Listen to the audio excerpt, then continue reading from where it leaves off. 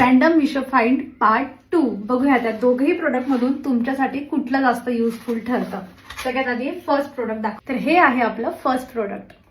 पाहताय तुम्ही किती सुंदर कप आहे हा. याची प्राइस फक्त 140 रुपये आहे. 140 रुपयामध्ये इतका छान 3D प्रिंटवाला कप तुम्हाला मिळतोय, ज्यामध्ये चहा पिण्याचा, कॉफी पिण्याचा आनंद काहीतरी वेगळाच असणार आहे.